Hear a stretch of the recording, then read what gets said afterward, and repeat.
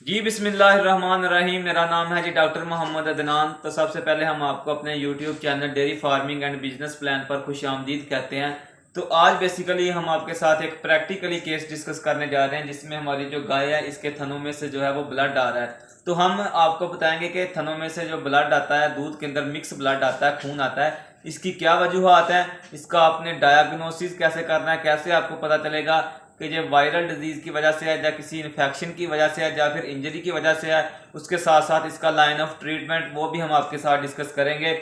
तो सबसे पहले हम हिस्ट्री की बात कर लेते हैं। तो इस गाय को बच्चा दिए हुए आज दूसरा दिन है। तो आप देखेंगे जो भी हाई प्रोड्यूसिंग काऊ होगी अक्सर जो है उनमें जो है वो 5% जो चांसेस होते हैं कि उनके जब वो बच्चा दे के मिल्किंग में आती हैं तो दूसरे या तीसरे दिन जो है हाई प्रोड्यूसिंग जो गाय होती है उसके थनों में से है ब्लड आना शुरू हो जाता है। तो इसकी वजूहत अगर हम आपके साथ डिस्कस कर लें तो पहली वजह जो है इसकी इंजरी है, यानी कि कोई ना कोई चोट लग सकती है जानवर के हवाने को। जब जानवर ने हवाना बनाया होता है तो उसके हवाने को कोई ना कोई चोट या इंजरी लग सकती है जिसकी वजह से जो हवाने के अंदर ब्लड वेसल्स होते हैं, मेमोरी ब्लड वेसल्स होती हैं, वो रप्चर हो जाती हैं, फट जाती हैं, जिसकी वजह से जो है थनों में से ब्लड आना शुरू हो जाता है। इसके बाद हम दूसरी वजह डिस्कस कर रहे हैं तो वो कोई भी इन्फेक्शियस डिजीज हो सकती है, किसी भी इन्फेक्शन की वजह से हो सकती है। इसमें लेप्टोस्पायरोसिस एक कंडीशन है जिसके अंदर जो है आपकी गाय या भैंस के थनों में से जो है वो ब्लड आना स्टार्ट हो जाता है। तो ये भी हम आपको बताएंगे कि ये आपको कैसे डिफरेंशियल डायग्नोसिस करेंगे कि ये इन्फेक्शन की वजह से ब्लड आ रहा है या फिर इंजरी की वजह से आ रहा है। तीसरे नंबर पर अगर आपकी फीड के अंदर जो है वो कोई टॉक्सिन वगैरह आ जाते हैं तो उस वजह से भी ब्लड आ सकता है। चौथे नंबर पर विटामिन जो सी है उसकी डेफिशिएंसी की वजह से भी ब्लड आना स्टार्ट हो जाता है थनों में से। और इसके अलावा अगर प्लेटलेट्स जो हैं वो कम हो ब्लड के अंदर तो फिर भी जो है वो ब्लड थनों के अंदर दूध के साथ मिक्स होकर आना शुरू हो जाता है। तो सबसे पहले अभी हम आपको दिखा देते हैं कि हमने इसको किस तरह डायग्नोस किया। डायग्नोसिस में बेसिकली आपने एक तो क्लिनिकली देखना है इसको। जब आप थन में से दार मारेंगे तो आपको पता चल जाएगा कि ये सुर्ख रंग का जो है दूध जो है उसका रंग हल्का हल्का सुर्ख है। तो आपको इससे जो है वो अंदाजा हो जाएगा कि आपके जो गाय या भैंस है उसके थनों में से ब्लड आ रहा है। इसके बाद आप जो है वो CMT करेंगे, यानी कि कैलिफोर्निया मास्टाइटिस टेस्ट होता है मास्टाइटिस के लिए, या फिर आप जो है वो सरफ फील्ड मास्टाइटिस टेस्ट करेंगे। आपको वो आप सरफ फील्ड मास्टाइटिस टेस्ट भी कर सकते हैं। तो उसमें दूध के अंदर फुटियां बन जाती हैं जिससे आपको पता चल जाएगा कि आपके जानवर को मास्टाइटिस है। तो अभी हम आपको दिखाते हैं कि अपने इसके थनों में से किस तरह का दूध निकल रहा है ताकि आपको अंदाजा हो सके कि इस तरह का अगर आपके पास दूध निकला थन में से पार्चुरेशन काविंग के बाद तो इसमें जो है वो ब्लड आना स्टार्ट हो जाएगा। ये वाली कंडीशन हो सकती है।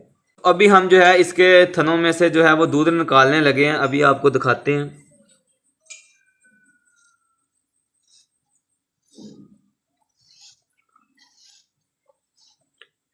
आप देख सकते हैं कि हम जो है इसके थनों में से दूध निकाल रहे हैं। और दूध निकालने के बाद आपने इसको जो है वो किसी ट्रांसपेरेंट ग्लास के अंदर डाल के रख देना है। आप देखें गौर से, आप देखें इसका जो कलर है वो हल्का सा जो है वो रेडिश है। तो अभी जो है हम इस ग्लास में ट्रांसपेरेंट ग्लास में हमने दूध डाल दिया है। तो इसको हम रख देंगे, सुबह देखेंगे अगर तो जो इसमें ब्लड है वो इसी तरह मिक्स रहा तो फिर ये इन्फेक्शन की वजह से होगा।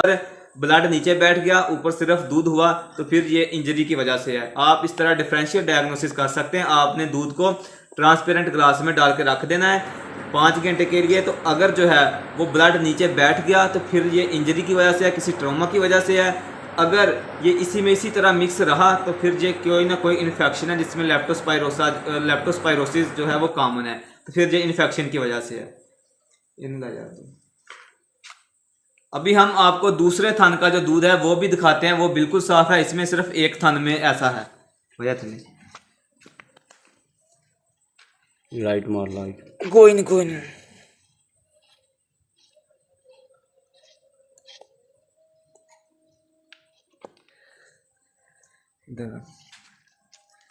अभी आप दूसरे थन का दूध देख सकते हैं, बिल्कुल साफ है।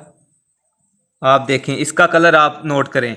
और जो पहले हमने आपको दूध दिखाया था उसका कलर आप नोट करें। वो हल्का सा जो था वो रेडिश कलर था, ये बिल्कुल वाइट कलर है, आप देख सकते हैं। तो इसके सिर्फ एक थन को मसला है। तो हम इधर आपको एक और बात बता दें कि अगर जो है वो 1 या 2 थनों में से ब्लड तो ये भी इंजरी या ट्रॉमा की वजह से होता है। अगर चारों थनों में से ब्लड आए तो ये लेप्टोस्पायरोसिस की वजह से होता है। तो अभी हम जो है वो आपके साथ इसका लाइन ऑफ जो ट्रीटमेंट है वो डिस्कस कर लेते हैं।